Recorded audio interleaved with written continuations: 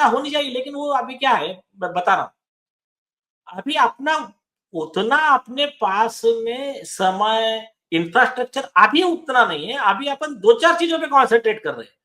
जब बाद में ये विषय भी लेंगे, देखिए लीगली तो ये गलत है कि मतलब हाईकोर्ट फिर मैसेज क्या देना चाह रहा है कि उनके खिलाफ का कार्रवाई पेंडिंग में रहेगा और जो उनके खिलाफ बोलेगा उसके ऊपर पहले कार्रवाई होगी। है कि वहां एफआईआर के लिए दिशा सालियान के पिता जा रहे हैं और हाईकोर्ट अभी डेट दे रहे हैं, सुनवाई हो रही है, अभी आएगी तो देखते हैं। अरे तो आपने सो मोटो क्यों नहीं लिया? पूरी मीडिया में चल गई कि दिशा के पिता जा रहे हैं मुंबई पुलिस कमिश्नर से मिलने के। और सुनिए, मुंबई के पुलिस कमिश्नर नहीं मिले, वो अपने डिप्टी को लगा दिया और अभी रिटायर हो गया। वो रिटायर हो गया। वो कह रहे थे कि भैया मुझे 15 दिन मेरा रिटायरमेंट बचा हुआ, मैं इस केस में इन्वॉल्व नहीं होना चाहता हूं। बताइए। वही कंटेम्प्ट हो जाए तो हो जाए तो हाई कोर्ट का, लेकिन मुझे इसमें नहीं पढ़ना है। ऐसा ही मैसेज दे रहा है ना, और क्या। मैंने पूरा देश देख रहा है। हाँ, मोदी जी भी देख रहे हैं, मोदी जी भी देख रहे हैं और श्रीमान अमित शाह जी भी देख रहे हैं और सुप्रीम कोर्ट भी देख रही है, बड़े बड़े लॉयर भी देख रहे हैं, बड़े बड़े लॉयर, सेलिब्रिटी लॉयर भी देख रहे हैं। अच्छा, और एक देखिए ना, आप लेफ्ट इकोसिस्टम का ये देखिए। अरे भ्रष्ट पत्रकार बोलो, लेफ्ट इकोसिस्टम वाले भ्रष्ट पत्रकार बोलो जरा। हाँ, शर्म आ रही है। हाँ, कितना करके वहां मुंबई में, कलकत्ता में जाकर के गए, अपनी पत्नी जहां से पत्नी को राज्यसभा में भेजे हो, बोलो जरा। यहाँ पे जुडिशरी का कह रहे थे ना, जुडिशियल अकाउंटेबिलिटी की बात कर रहे थे वहां पे। बोलो यहाँ पे क्या हो रहा है जुडिशियल अकाउंटेबिलिटी? मुंह में पान चला। नहीं, अकाउंटेबिलिटी कब आती है? जब कोई राइट विंगर ग्रुप वाला अगर रहता है ना, तभी जुडिशियल अकाउंटेबिलिटी आती है। अगर आप और जब अपोजिट पार्टी वाला कोई आरोपी रहता है ना, फिर उस समय इनको मतलब पैरालाइज हो जाता है ये, जैसा कि एनेस्थेसिया दे दिया, बेहोश हो जाते हैं लोग, सिलेक्टिव एमनेसिया। तो वैसा है। ठीक है। एक बात तो तय है कि मेन स्ट्रीम जो लेगेसी मीडिया है उसको तो अब जनता देख रही है, जो दर्शक देख रहे हैं वो सिर्फ आलोचना की नजर से देखते हैं थोड़ी देर कि अब क्या ये झूठ फैला रहा है, अब क्या ये पाप कर रहा है, तो देख ही रहा है। और ऐसे बिके हुए पत्रकारों के सहारे काम कर रहे हैं जो उनको प्रोटेक्ट करते हैं। बड़ी बड़ी बात कर रहे थे, अभी कोलकाता का एक भाषण दे रहे थे, जुडिशियल अकाउंटेबिलिटी की बात कर रहे थे। क्रिमिनल जुडिशियल सिस्टम हमारा खत्म हो गया। अरे बाप रे बाप। और उनको ये नजर नहीं आ रही है कि यहाँ का जो सब कुछ चल रहा है। तो मैंने जो ये आरोप किया है माननीय जजेस के ऊपर कि आपको क्यों नहीं इसमें इसको आरोपी बनाया जाए, कि आप इनको प्रश्रय दे रहे हैं, सचिन बाजे जैसे लोग। नहीं, ठीक है, थोड़ा सा वो विषय पे जाएंगे बाद में। अभी उसको भी निकालना पड़ेगा कि कब न्यूज आई थी, उस समय चीफ जस्टिस कौन थे, उन्होंने एक्शन क्यों नहीं लिया, ये सब चीजें लेना पड़ेगा बाद में। वो ठीक है। तो और भी ग्रॉस इनजस्टिस है ना, जिसके आपने कहा कि ख्वाजा यूनुस शेख की मां ने पिटीशन लगाया है, उसकी सुनवाई ही नहीं। अरे आप गौर कीजिए बात नीलेश जी, कितनी गंभीर।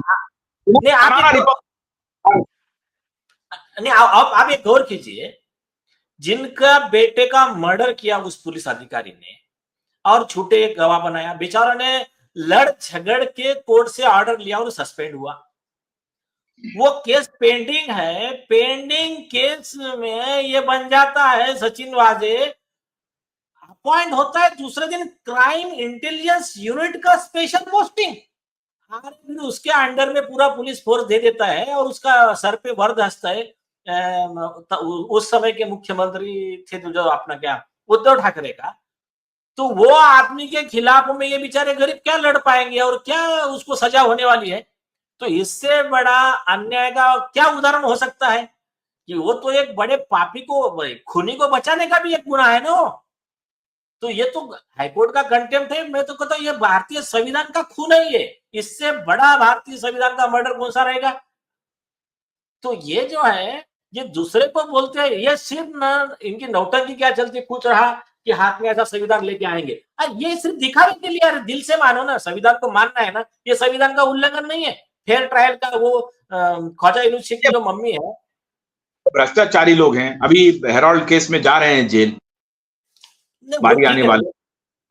वो देखिए कैसा है, मेरा बहुत सिंपल मानना है, विपक्ष भी थोड़ा स्ट्रांग रहना चाहिए, लेकिन कैसा चाहिए, नहीं कंस्ट्रक्टिव नहीं, चाहिए।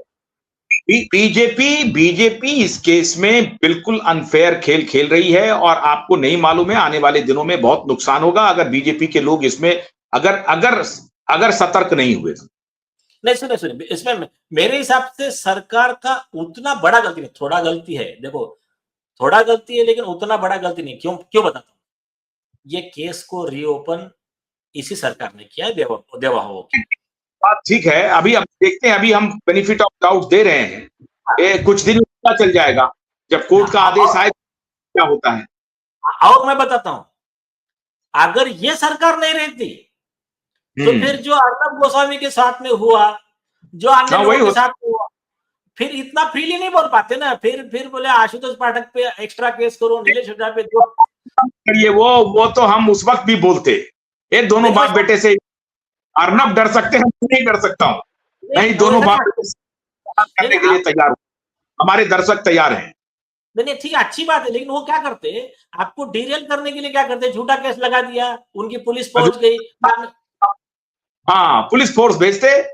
हाँ मतलब ये तो, हाँ, अर्नब आसाम के हैं और हम बिहार के हैं, चाणक्य और चंद्रगुप्त की भूमि के हैं हम, और ये इसका पूरा खानदान वहीं से माइग्रेट किया, ये भी हमको जानकारी है।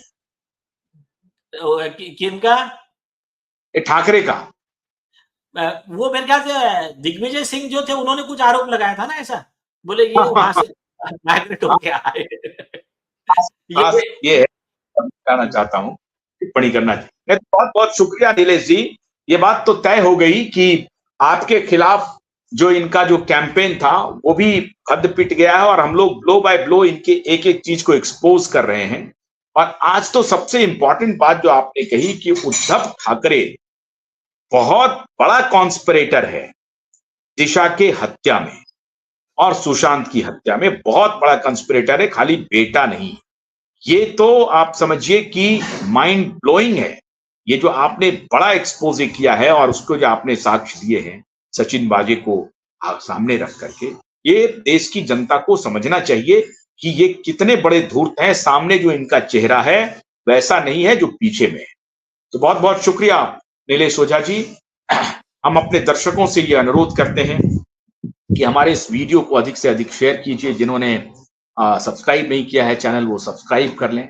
और एक बात और मैं कहना चाहता हूं आपसे, ये लड़ाई क्यूबाइब नेटवर्क की तो है, नीलेश ओझा उनकी पूरी टीम की है, लेकिन ये लड़ाई आपके बगैर हम जीत नहीं सकते। आपका साथ जितना रहेगा हम इस लड़ाई को शिद्दत से जीत पाएंगे और जल्द से जल्द जीत पाएंगे। आप अपना साथ बनाए रखिए हमारे साथ, हम लाख परेशानियों के बाद भी इस लड़ाई को छोड़। बहुत बहुत शुक्रिया, नमस्कार।